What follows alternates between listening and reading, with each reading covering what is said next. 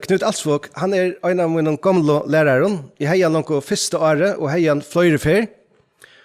Og ja, jeg ser han godt av Knut Alsvåg, ser han grundigere og testet på høyre i det.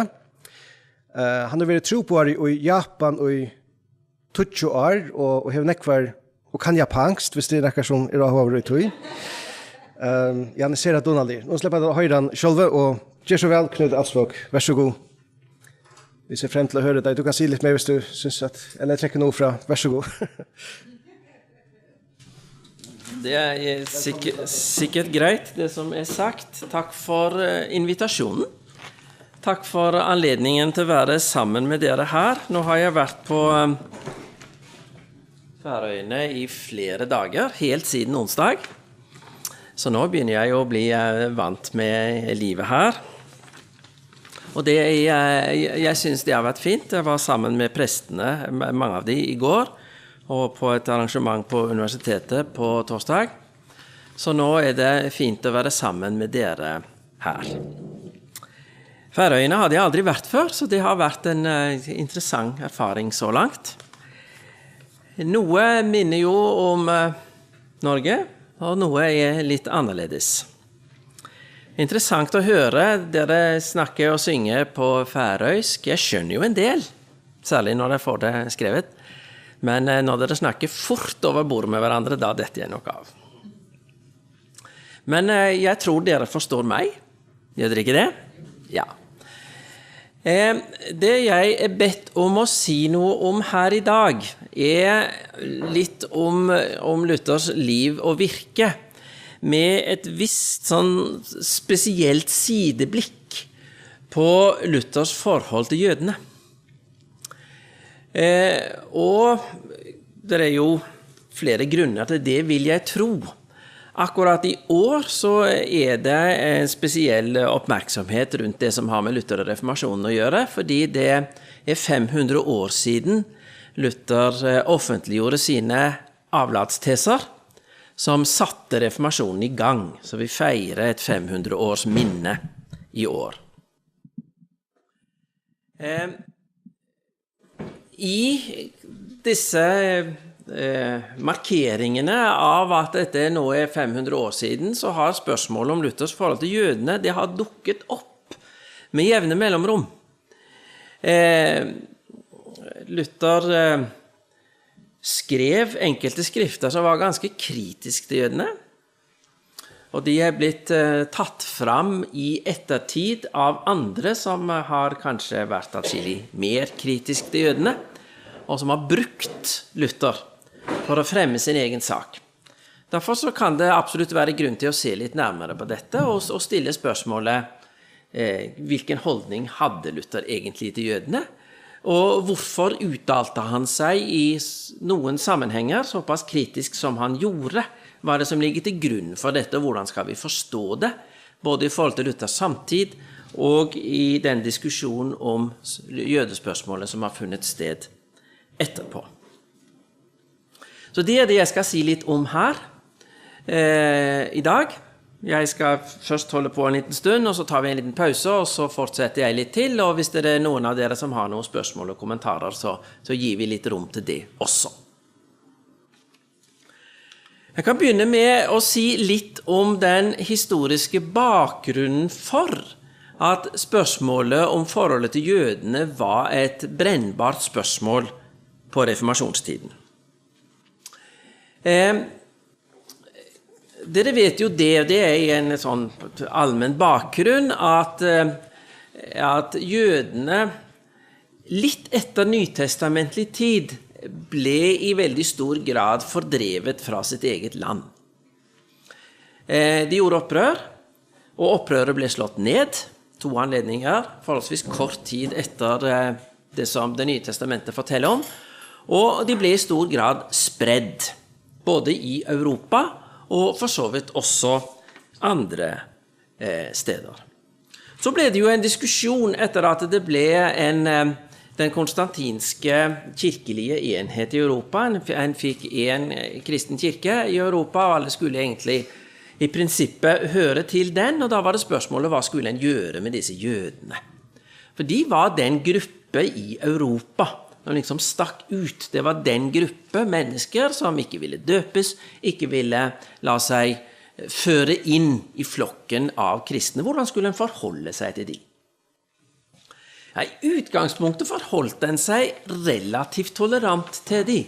En godtok at jødene fikk leve der, de bodde ofte litt for seg selv, men en godtok de som en del av det kristne samfunn i Europa, selv om de ikke var kristne og fulgte sine egne skikker.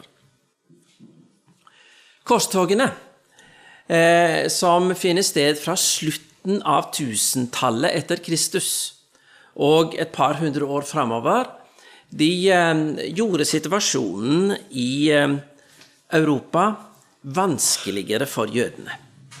Korstoget brakte europeerne nærmere i kontakt med befolkningen i Midtøsten, og en av konsekvensene av det var at de ble mer skeptiske og mer negative til de jøder som bodde rundt omkring i Europa.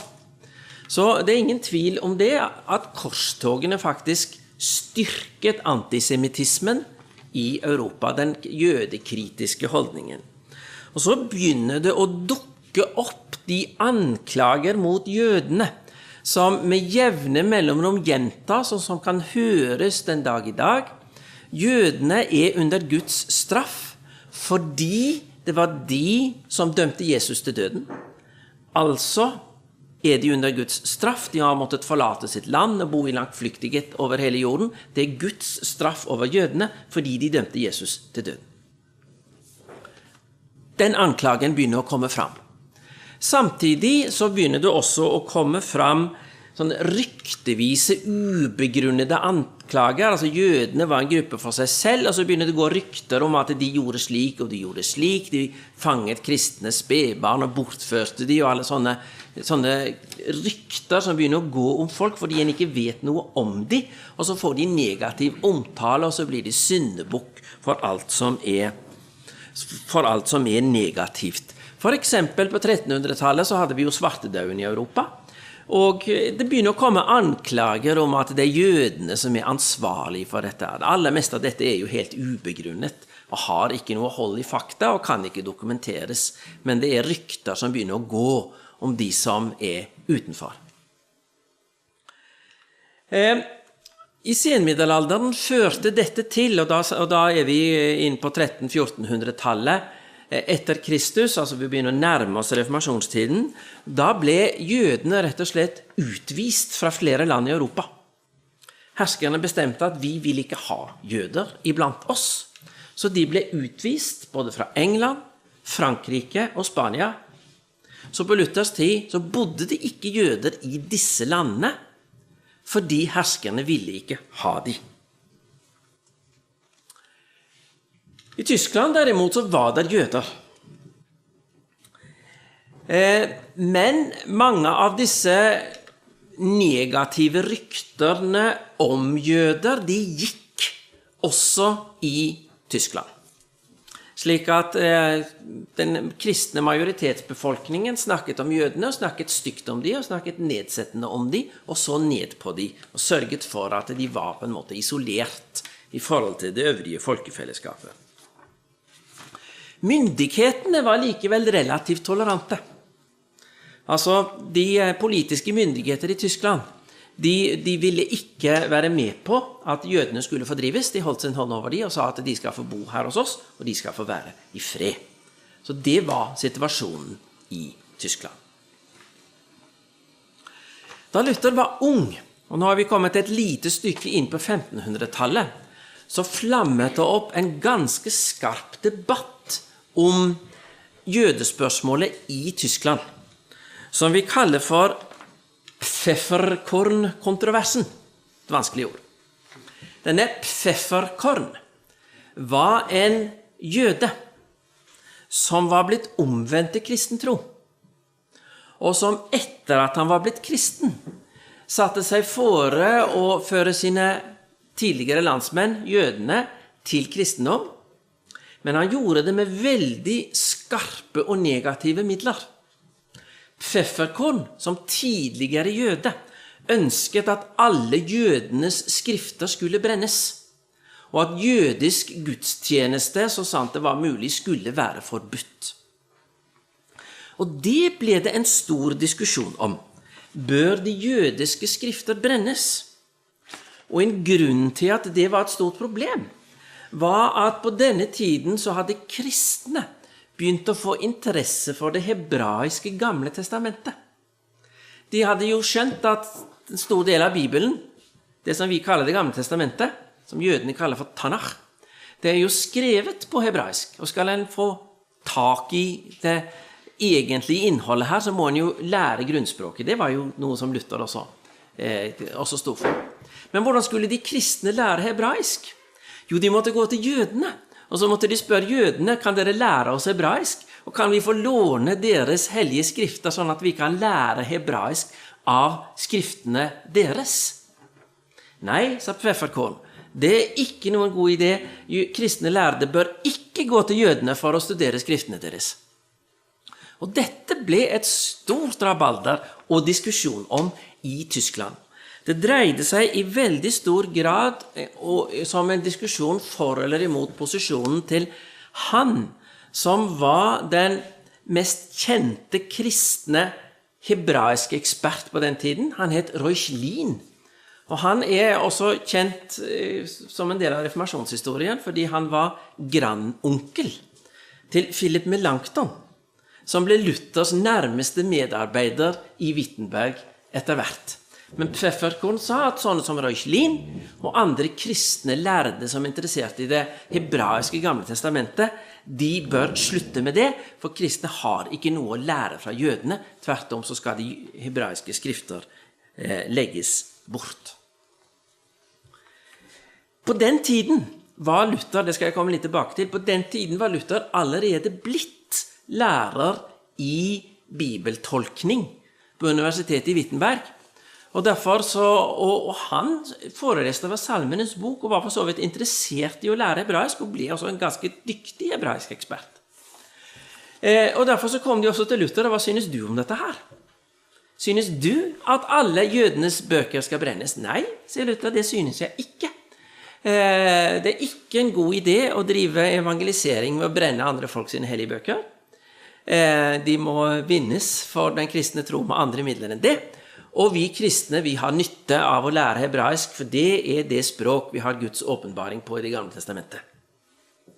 Så både Luther og en av de andre kjente humanister, bibelforskere på den tiden, Erasmus, sa nei. Men de sa nei med litt ulike grunner. Luther sa nei fordi han var reelt interessert i å studere hebraisk. Erasmus sier nei med en begrunnelse som faktisk elementer av antisemitisme i. For Erasmus sa at denne Pfefferkorn, han en tidligere jøde. Altså kan vi ikke tro på det han sier. Altså bør vi ikke følge hans råd, fordi at han en tidligere jøde. Det en måte å argumentere på som Luther aldri kunne ha tenkt seg, fordi Luther han kunne være kritisk til jødene, men han skilte mellom en jøde som forkastet Jesus, og en døpt jøde som trodde på Messias. Luther ville aldri argumentert slik som Erasmus her gjorde. Mens mange av universitetene og paven i Roma sa at Pfefferkorn har rett, kristne skal ikke lese det gamle testamentet på hebraisk, det farlige greier å utsette seg for. Så her var det en strid mellom sånne som Luther og Erasmus, som stod for den nye, grunnspråklige teologiske utdannelsen, og paven, og de kan kanskje kalle de gammeltroende, som var veldig skeptiske til alt som hadde med jødisk opphav å gjøre. Det liksom litt av bakgrunnen og settingen for diskusjonen om dette spørsmålet. Litt om Luthers tidlige utvikling. Han ble født i 1483, antagelig. Vi har ikke sånn helt sikre protokoller på det, men Melanchthon hadde snakket med moren til Luther og mente å kunne si at det måtte være da. Så fikk han en god utdannelse, fordi faren ville at han skulle bli jurist. Det ville ikke den unge Luther. Han gikk etter hvert i kloster og ble teolog, og ble satt til da å være professor i bibeltolking på universitetet i Wittenberg. Dit kom han i 1512. Da var han fremdeles en relativt ung mann, ennå ikke fylt 30 år. Men professor i bibeltolkning på universitetet i Wittenberg, det ble Luther livet ut. Og det i disse tidlige forelesningene som Luther har for studentene i Wittenberg, fra 1513 og utover, først over Salmenes bok, og så over enkelte av Paulusbrevene. Det gjennom de forelesningene han etter hvert utvikler sin reformatoriske måte å tenke på. Altså det her rett og slett gjennom studiet av Bibelen. Luther kommer til den overbevisning at vi kan ikke selv bidra noe til vår egen frelse. Vår frelse ikke et samarbeidsprosjekt mellom mennesker som gjør så godt de kan, og så hjelper Gud litt til på slutten. Nei, vi frelses gjennom Guds nåde alene. Det den overbevisning Luther kom fram til mens han foreleser over Bibelen, og studerer Bibelen sammen med studentene sine i Wittenberg. Jeg skal komme litt tilbake til det, hvilke konsekvenser det fikk. Men nå skal jeg se, før vi går inn på det, så skal jeg se litt på hvordan tenker Luther om jødene i disse tidlige forelesningene. For det spørsmålet må han jo ta stilling til. Han foreleste jo over jødenes hellige skrift, det gamle testamentet, samtidig som det nye testamentet jo også i alt vesentlig skrevet av jøder. Så disse tingene må han ta stilling til. Vel, vi ser ganske tidlig at Luther kan være kritisk til jødene. Men han ikke kritisk til jødene fordi at han driver med ryktespredning om at de gjør slik, og de gjør sånn, og de gjør det, og sånt som de ikke. Han tar utgangspunkt i noe som faktisk et ganske entydig faktum. Jødene tror ikke på Jesus som Messias. Men det nye testamentets budskap jo at Jesus Messias. Han oppfyllelsen av de gammeltestamentlige løftene. Så hvis det kristne budskap om Jesus ut fra det nye testamentet sant, så må jødene ta feil. Det et kritisk synspunkt på jødene som Luther kommer fram med veldig tidlig i disse forelesningene, og som for så vidt vi kan si det noen vil kanskje si det intolerant, men det i hvert fall saklig, i den forstand at det begrunnet i et faktum, og ikke i et rykte. Men så står det jo også noe i det nye testamentet om et håp for jødenes frelse.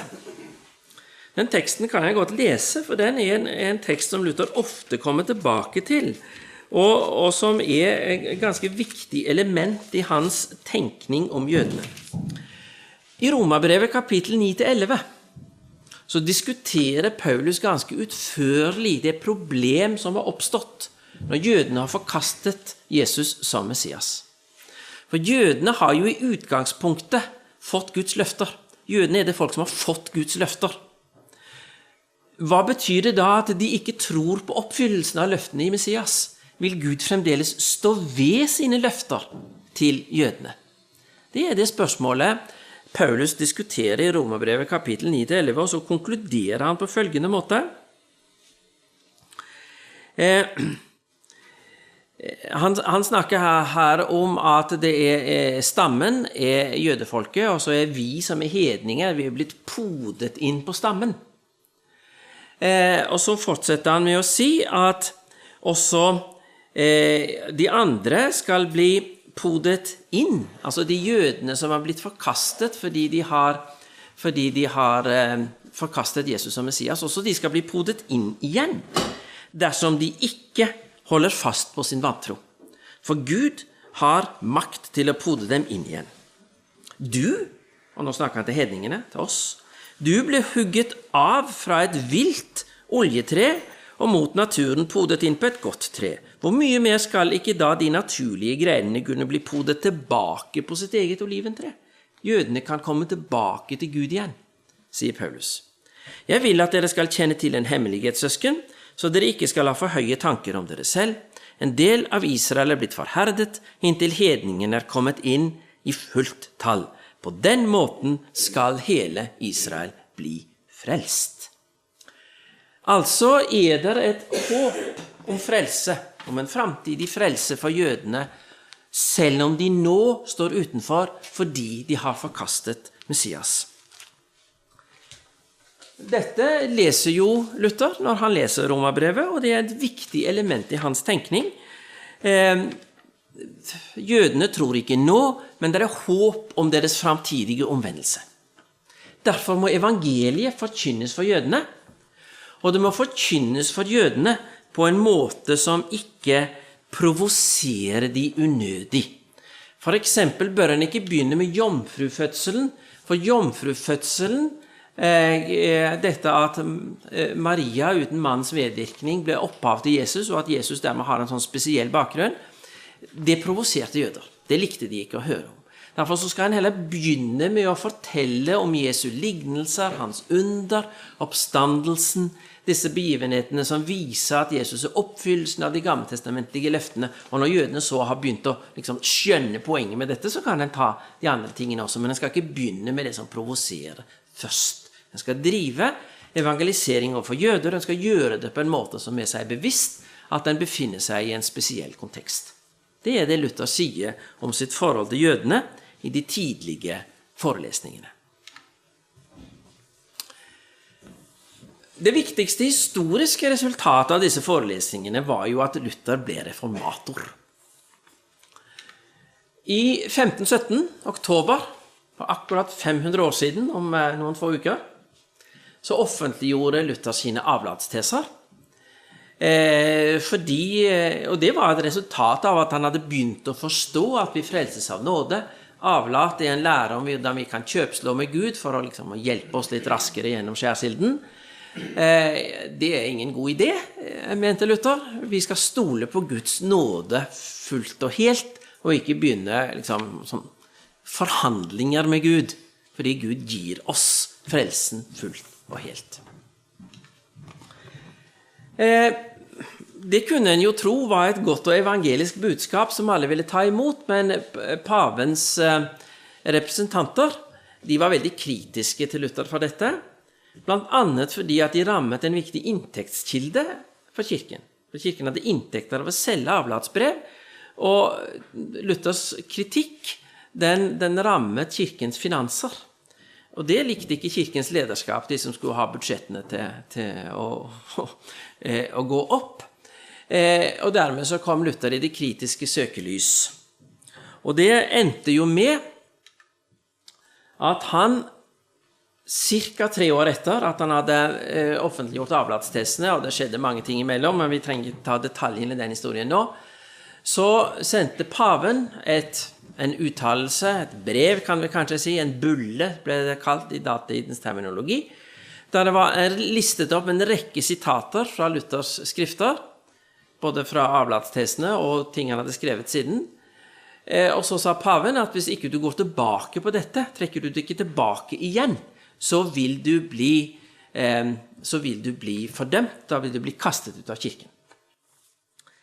Luther kunne ikke gå tilbake på dette, fordi at det ville være det samme som å innrømme at han hadde tatt feil når han sa at evangeliet lærer oss frelse av nåde alene. Derfor så gikk han ikke tilbake på det, han tvert imot skjerpet mange av sine uttalelser. Luther var ingen diplomat, når han ble presset så uttalte han seg skarpere enn han hadde gjort før. Ikke en som var interessert i å søke kompromisser, det var aldri Luthers vei. Og derfor ble han da også bannlyst av paven i en uttalelse som kom den 3. januar 1521.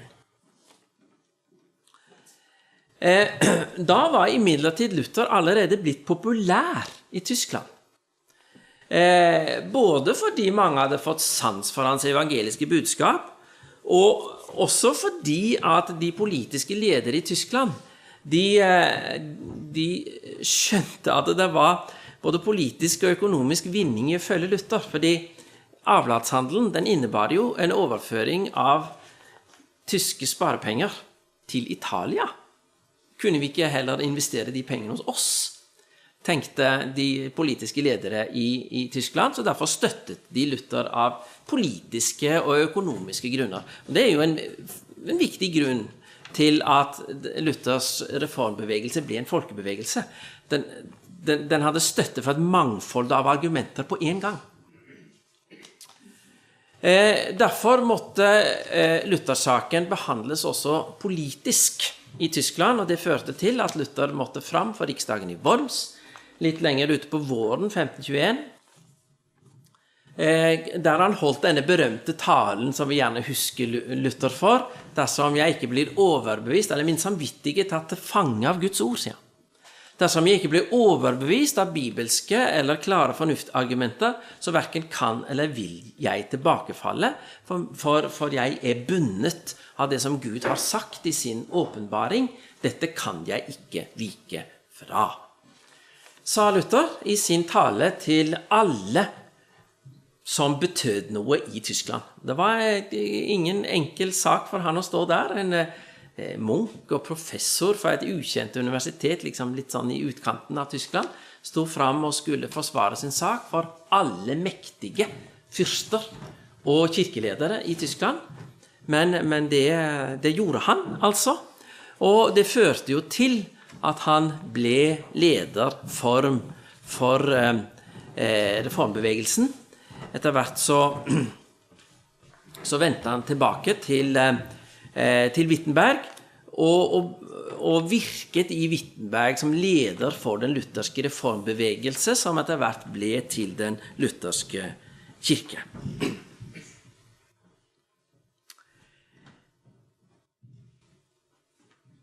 I alt dette måtte Luther også fortsette å arbeide med spørsmålet om hvordan han skulle forholde seg til jødene.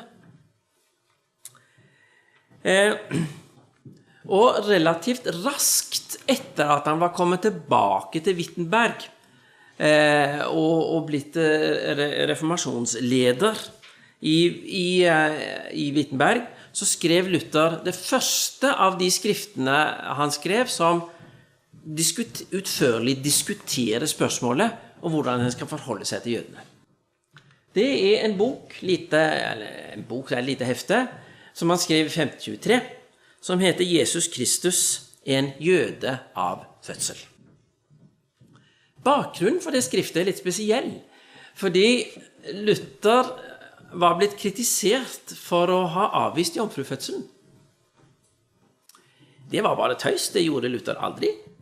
Og han har da heller ingen problemer mot å forsvare seg mot den anklagen, eller det han begynner med i dette skriftet. Men når han først er kommet i gang, så fortsetter han og tar opp spørsmål i forlengelsen av dette. Jomfrufødselen handler jo om Jesu tilblivelse. Hva kan en mer si om Jesus? Er han oppfyllelsen av de gammeltestamentlige profetiene? Ja, sier Luther. Og det er jo for så vidt ikke spesielt, det er noe spesielt i det har den kristne kirke alltid ment. Men i dette skriftet så tar Luther også opp de jødiske skriftlærdes argumenter for at Jesus ikke var oppfyllelsen av Messias-løftene. Og da går Luther inn på flere av de gammeltestamentlige profetiene, og så stiller han spørsmålet, er den jødiske tolkning av disse profetiene holdbar? Jeg skal ikke gå i detaljer om alle bibeltekstene som Luther da går ut på, men jeg skal ta et eksempel for å se litt, sånn at dere får en litt forståelse av hvordan Luther argumenterte i forhold til de jødiske skriftlærde. I en av de tidlige Messias-profetiene i det gamle testamentet har vi i første Mosebok kapittel 49. Det er Jakob som skal dø, og så kaller han til seg alle sønnene, og så uttaler han velsignelser over dem. Og velsignelsen over Juda er spesielt interessant, fordi Messias kom fra Juda stamme. Og så sier Jakob til sin sønn Juda, septer, det står i vers 10 i 1. Mosebok kapittel 49, septer skal aldri vike fra Juda, eller herskerstav fra hans føtter, til han som eier den kommer, han som folkene skal lyde. Det er en tekst som er litt vanskelig å oversette fra hebraisk, men Luthers fortolkning av teksten er at dette uttrykket septer skal aldri vike fra Juda, til han som eier den kommer, betyr at jødene skal ha herskerstav, de skal være herrer i sitt eget land, inntil den kommende frelser blir født. Sånn forstår Luther denne teksten, og det er for så vidt en tradisjonell kristen fortolkning av den. Men da har vi et problem, fordi jødene ble fordrevet fra sitt land, mistet enhver form for selvstyre, like etter at Jesus hadde levd, like etter Jesu døde oppstandelse, og har egentlig aldri kommet tilbake igjen. De har ikke vært herrer i eget land på 1500 år. Kan det stemme med denne profetien, som tilsynelatende sier at Messias skal komme mens jødene fremdeles bor i sitt land og er herrer der? Hva, kjære rabbinere, hadde det å si til det problemet der? Det mente Luther-rabbinerne har selvsagt en måte å fortolke det på. Jeg skal komme litt tilbake til det i forbindelse med et annet Luther-skrift. Men Luther mente at den rabbinske fortolkning er uforenlig med den faktiske historie. Slik går han gjennom flere av profetiene i Det gamle testamentet og sier at den jødiske fortolkningen av disse kan ikke stemme. Han argumenterer mot den rabbinske jødiske tolkningen av Det gamle testamentet. Men så tar han opp igjen dette som han også hadde snakket om i forelesningene tidligere. Altså, da må vi kristne drive misjon blant jøder, og vi må gjøre det med respekt for deres egenart. Vi må respektere at jødene faktisk er Guds utvalgte folk. Vi skal ikke forkynne evangeliet for dem på en måte som er unødig provoserende. Vi skal møte dem med respekt og med vennlighet, men vi skal være tydelige på at Jesus er den eneste frelser, både for jøder og hedninger. Det er den holdning som Luther legger fram i dette skriftet, veldig tydelig forståelse av at Jesus er Messias, og det kan vi ikke vike fra. Og på det grunnlag skal vi forkynne evangeliet til alle, også for jøder, kanskje ikke minst for jøder. Evangeliet for jøder først, som Paulus sier i Romerbrevet kapittel 1. Og det er for så vidt Luther innforstått med, og vi skal gjøre det på en vennlig måte, og unngå denne nedlatenhet og overdrevne jødekritikk som er basert på rykter. Luther vil ikke ha noe av denne jødekritikken som er basert på rykter om at jødene er slik og gjør sånn. Skal vi være kritiske til jødene, så må vi høre det på veldokumenterte opplysninger om hva de faktisk gjør, for eksempel at de ikke tror på Messias. Jødene leste dette skriftet som Luther kom med, og de oppfattet han som relativt vennlig og tolerant på grunnlag av det skriftet. Og hadde Luther ikke skrevet noe annet om jødene enn dette spørsmålet, så hadde nok den holdningen holdt seg til denne dag. For blant de lærde og de kristne ledere i Europa på denne tiden, så er Luther blant de som er relativt vennlig og tolerant stemt overfor jødene. Det kan vi også se på et interessant faktum, for det er faktisk over 10 år etter at Luther skrev dette skriftet. Så var det et spørsmål om jødene skulle miste noen av de rettighetene de hadde i delstaten Sachsen, der som Luther virket. Og lederen for jødene i Tyskland sendte et brev til Luther og ba Luther om å forsvare jødenes sak overfor kurfyrsten i Sachsen. Så jødene anså altså Luther som en kristen som kunne tale deres sak. Luther ville ikke det, han ville ikke gå inn på det, men han svarer representanten for jødene med et brev som relativt vennlig og høflig i formen. Kjære Josel, sier han, denne jøden heter Josel. Begynner han å skrive det, og så forklarer han sine grunner til sine holdninger. Men altså, det en Luther og jødene ikke enige, men de har hva skal vi si, de har en sivilisert og høflig samtale seg imellom. Ingen antisemitisme her.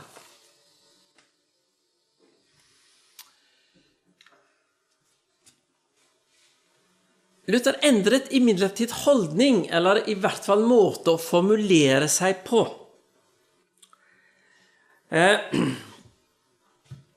Mot slutten av 1530-tallet, og da har det altså gått 15 år etter han har skrevet dette, Jesus en jøde av fødsel, så utgir Luther et skrift som heter Mot sabbatarierne. Og sabbatarierne, det altså de som insisterer på at det sabbaten som den foreskrevne helligdag. Altså, Guds bud at vi skal avstå fra arbeid på lørdagen. Det jo et problem som diskutert relativt utførlig i Det nye testamentet, og som Paulus sier ikke forpliktende for jøder. Her går Luther igjen inn på diskusjonen om de gammeltestamentlige profetiene. Her tar han opp et argument som jødene brukte. De sa at jødene under Guds dom. Vi ser det. Vi under Guds dom. Vi har mistet landet vårt. Men grunnen til det dansen rundt gullkalven. Det var det som skjedde under uttoget i Egypt, da folket laget seg en gullkalv og danset rundt den og drev avgudsdyrkelse. Det det som grunnen til at vi rammet av Guds straff. Nei, sier Luther, det ikke en riktig måte å lese Bibelen på. Fordi Bibelens fortelling sier, jo, selvfølgelig kom jødene under Guds straff fordi de danset rundt gullkalven, men de ble jo tatt til nåde igjen etter det. De ble ført inn i landet likevel. Pakten og løften og alt ble fornyet. Altså, en kan ikke ut fra Bibelen si at straffen over jødene fordi de danset rundt gullkalven består til denne dag. Da må straffen over jødene ha en annen grunn. Det at de forkastet Jesus som Messias. Derfor har jødene nå vært under Guds dom i 1500 år, og ikke fått lov å vende tilbake til sitt land. Samtidig så tar Luther opp et annet argument, som var ganske vanlig i den antijødiske polemikken, og det argumentet avviser han. Det ikke sånn, sier han, at jødene under Guds straff fordi det var de som korsfestet Jesus. Det feil. Fordi Jesus ble korsfestet på grunn av alle menneskers synder. Jødene ikke mer skyldige i Jesu død på korset enn hver enkelt av oss. Det var både jøder og hedninger involvert i korsfestelsen, og Jesus død for alle menneskers synder. Derfor skal vi ikke bruke det argumentet. Jødenes problem ikke Jesu korsfestelse.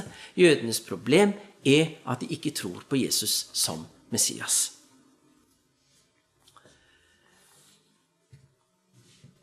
Tonen i dette skriftet skarpere enn i de første skriftene. Men, og han har liksom ikke samme håp for at evangeliseringen skal nå fram. Det har gått 15 år, og det har på en måte ikke skjedd noe. Men i prinsippet argumentasjonen den samme. Så skjedde det imidlertid at jøder leste dette skriftet og begynte å argumentere mot Luther. Samtidig så fikk Luther høre om at det var noen jøder som ble mer frimodige enn de hadde vært før, og begynte å forkynne den jødiske tro blant kristne. Og slik Luther oppfattet det som en viss suksess, det skjedde faktisk det at det var enkelte kristne som begynte å følge den jødiske tro.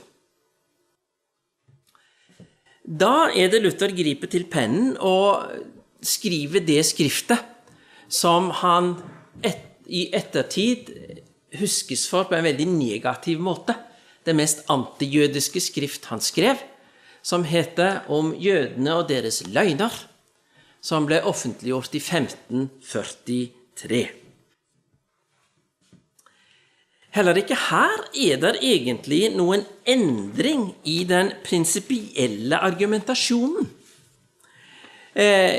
Kritikken gjelder jødene fordi de ikke vil tro på Jesus som Messias.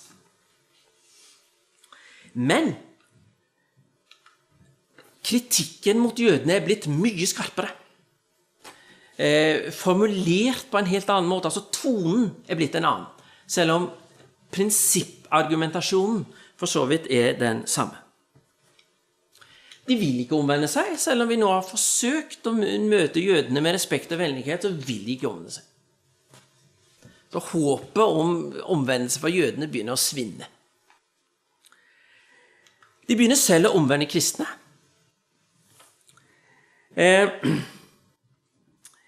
De snur den antisemittiske argumentasjonen mot kristne. Altså sånn som kristne spredde rykter om jødene, om at de tok til fange kristne spedbarn, at de tok nattværelementene og brukte de i blasfemiske utseendelser selv. Så begynner jødene å snu denne argumentasjonen og si at sånn gjør jo de kristne mot oss.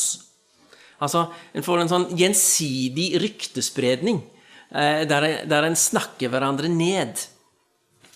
Og det liker Luther ikke. Når jødene begynner med sånt, han likte for så vidt ikke så veldig at de kristne drev det heller, men det ble straks verre når det var jødene som sa det mot de kristne. Og det var nok noe av det som virkelig fikk blodet til å koke litt hos Martin. De sårt tvil om jomfrufødselen og kritisere jomfru Maria. Hun har ikke unnfanget Jesus ved den hellige ånd, tvert imot så har hun drevet utroskap mot sin framtidige mann. Og det tålte Luther ikke. Når noen begynte å vanære jomfru Maria, da boblet det i ham. Altså, og det tror jeg nok rett og slett noe av grunnen til at her blir han emosjonelt negativ på en måte som han vanligvis ikke blir. Det kan godt være han gjorde for mye ut av dette. Dette var kanskje ikke så vesentlig i jødenes antikristne polemikk som det Luther gjør det, men det ikke et argument som han har funnet opp. Altså, den slags kritikk forekom blant jøder og kan belegges i kildene. Derfor konkluderer Luther med at jødene må ut av riket. Fordi de truer rikets religiøse og politiske enhet. Altså Luther tenker ut fra den forutsetning at et rikes politiske stabilitet avhengig av at den bare har én religion der.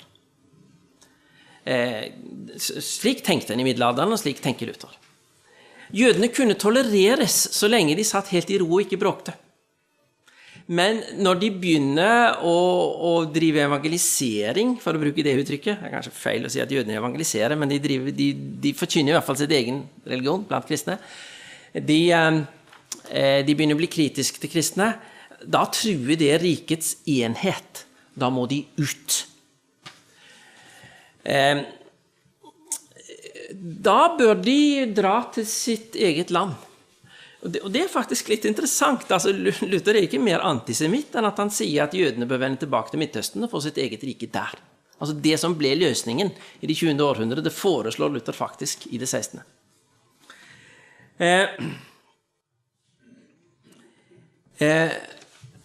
Han har ikke lenger samme forventninger til misjonen blant jøder, og det nok kanskje det som gjør at dette skriftet har fått så mye negativ oppmerksomhet. Han ikke lenger hevet over den tradisjonelle antisemittiske polemikken. Han tar i bruk følelsesladede, ubegrunnede kritiske argumenter mot jødene.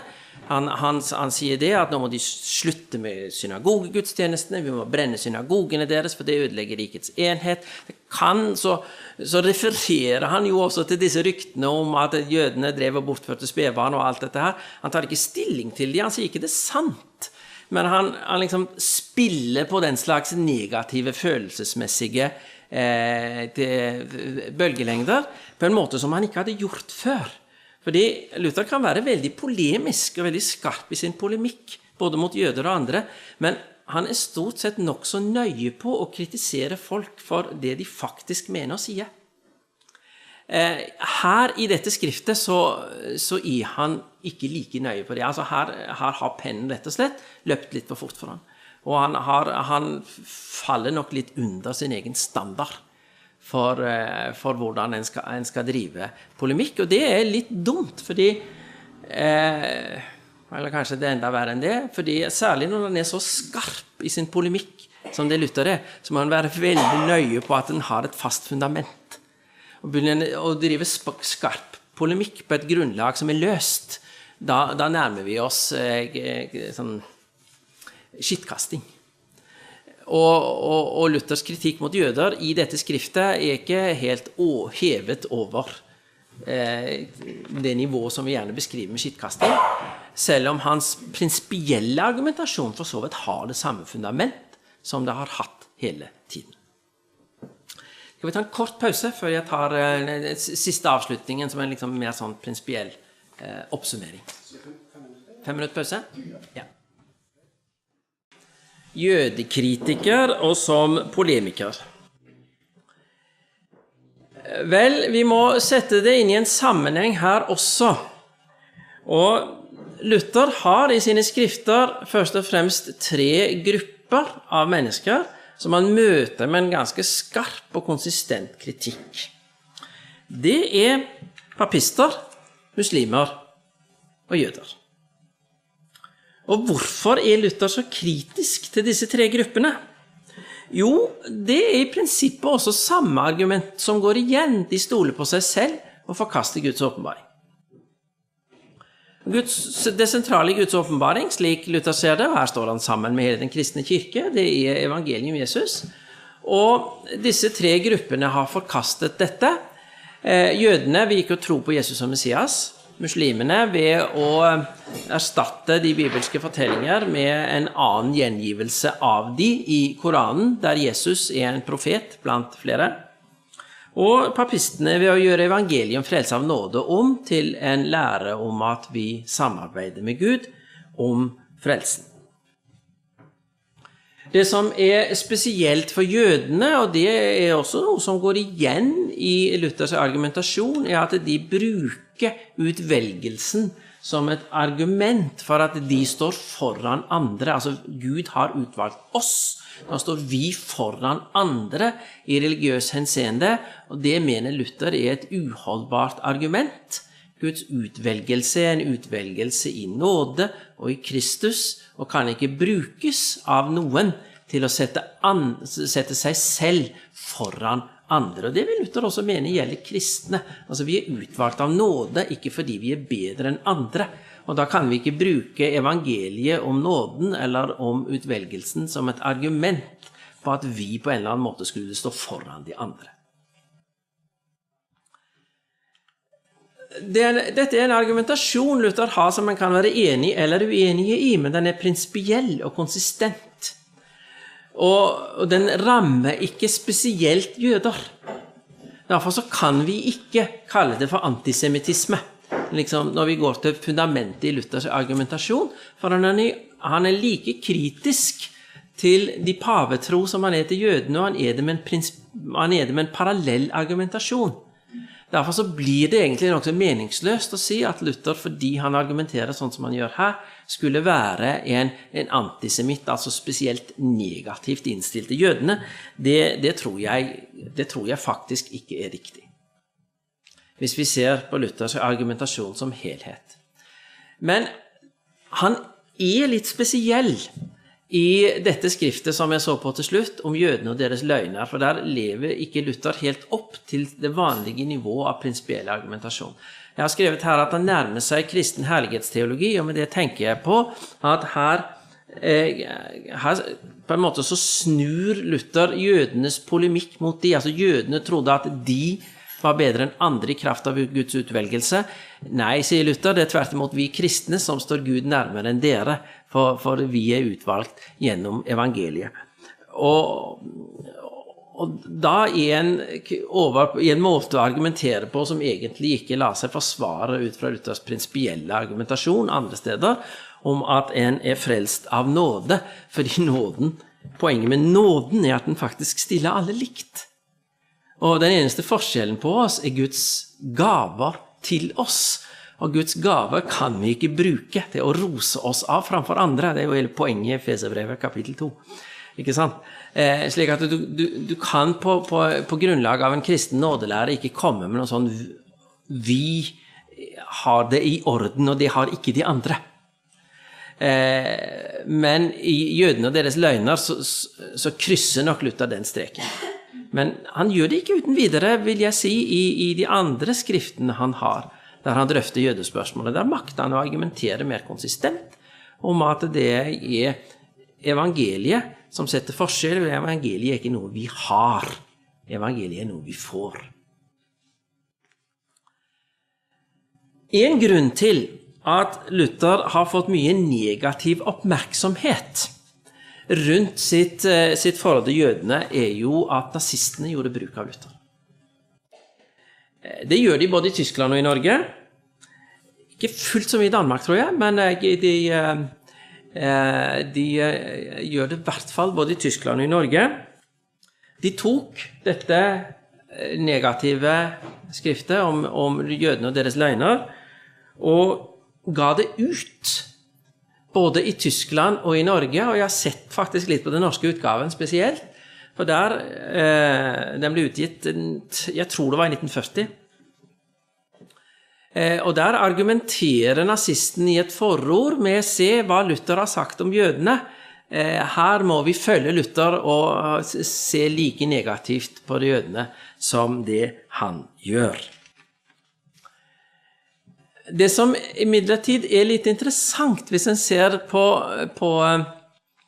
den utgaven litt mer spesielt, så ser vi at den utgitt på en litt tendensiøs måte.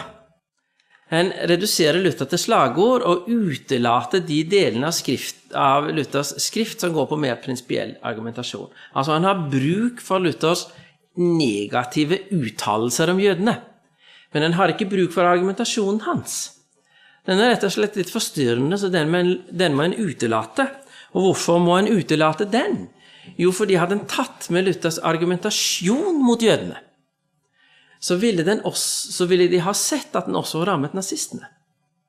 Fordi nazistene mente jo nettopp at de var det utvalgte redskap av forsynet som skulle gå foran de andre og virkeliggjøre det tredje riket, ikke sant?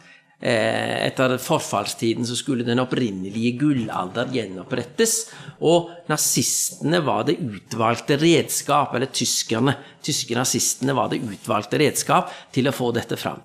Det en argumentasjon som Luther absolutt ikke ville ha akseptert, og som ganske tydelig ut fra dette skriftet om jødene og deres løgner at Luther ikke ville ha akseptert, for det jo nettopp jødenes bruk av utvelgelsestanken til å framheve seg selv på andres bekostning, som grunnen til Luthers antijødiske polemikk. Og hadde nazistene tatt med den delen av skriftet, så hadde de sett at jo, Luther jo kritisk til nazismen også. Derfor så må de utelate det. Og det synes jeg faktisk litt interessant, fordi at når nazistene skal ta Luther i bruk for å fremme sin antijødiske polemikk, så må de skjære han til, sånn at han kan passe inn i deres mønster. De kan ikke ta hele Luther, fordi hele Luther hadde vært også veldig antinazistisk. Luther avviser at Guds utvelgelse kan brukes til å sette seg selv foran andre.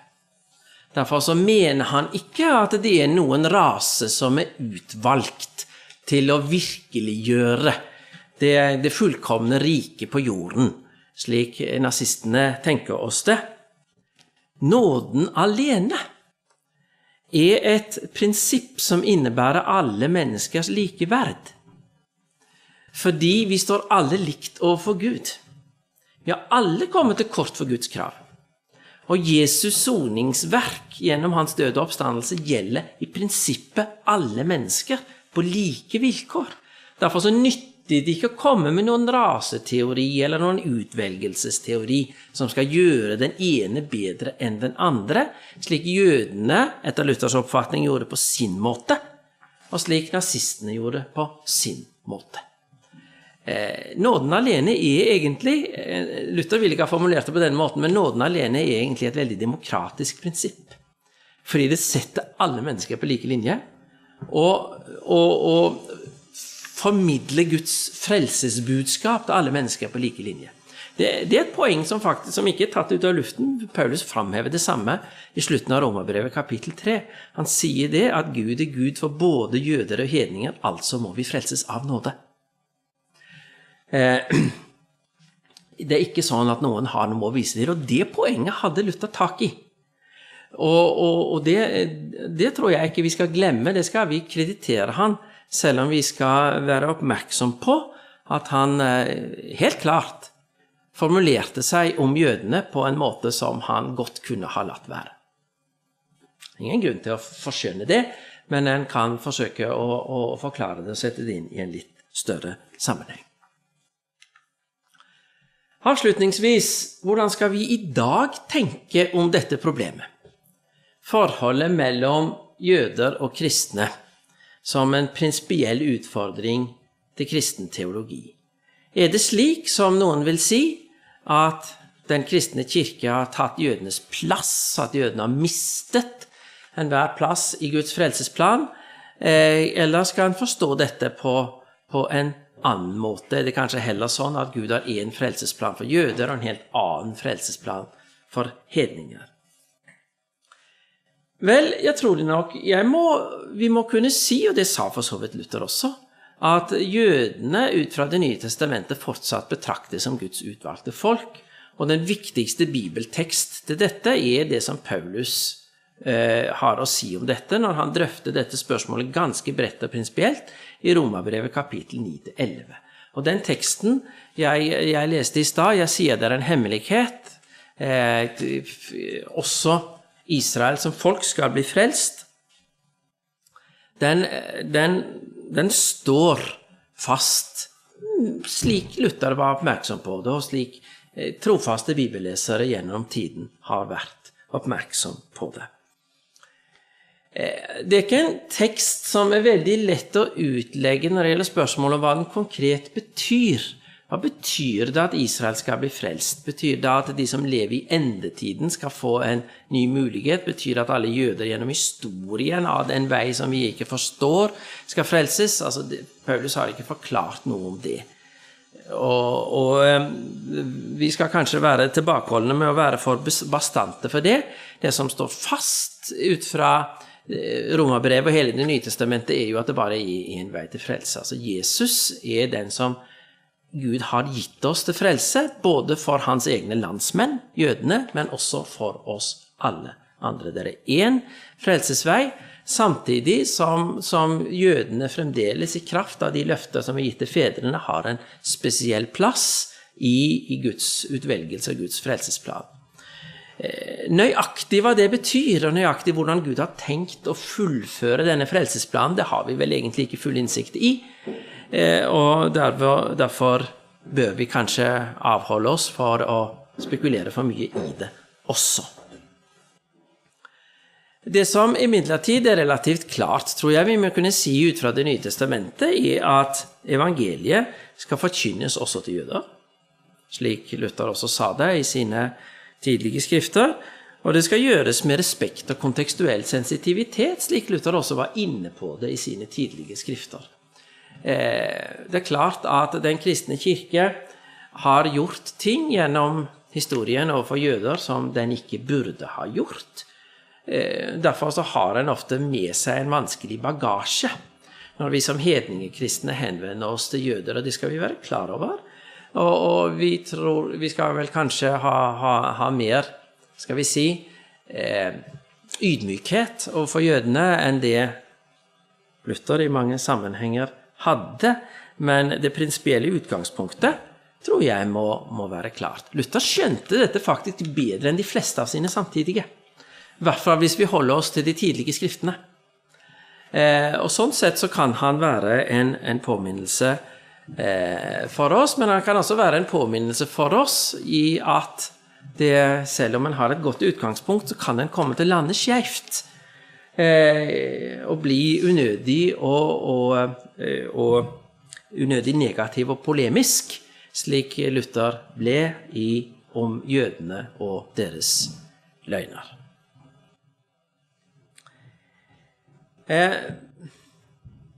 Det var det jeg hadde tenkt å si, men det kanskje noen som har spørsmål eller kommentarer til det som jeg har lagt frem nå? Eller innvendinger, eller oppfølgingsspørsmål? Er det alt fullkomment klart på alle punkter?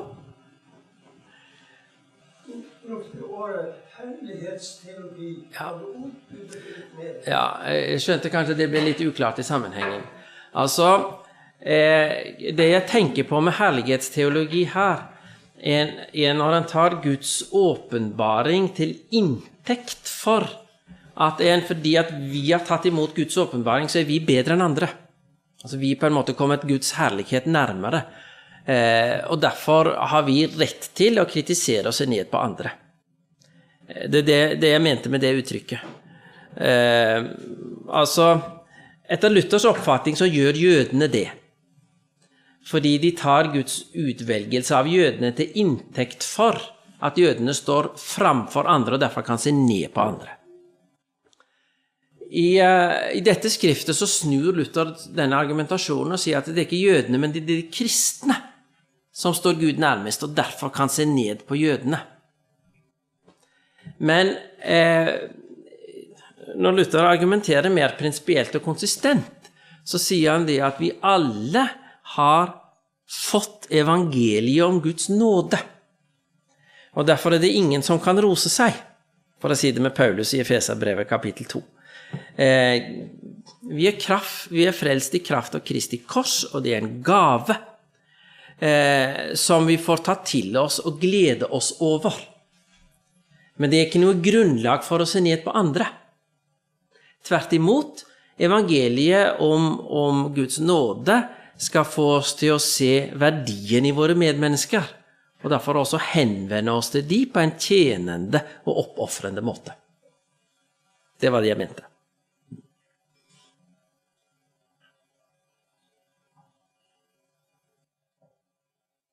Men en fristelse som det er lett å falle i. Og selv den store nådeteolog Luther er ikke helt fri for å falle i den fristelsen. Det kan vi jo ta med som et memento til selvprøvelse for oss også. Det kan hende vi lar oss friste til å se ned på andre vi også.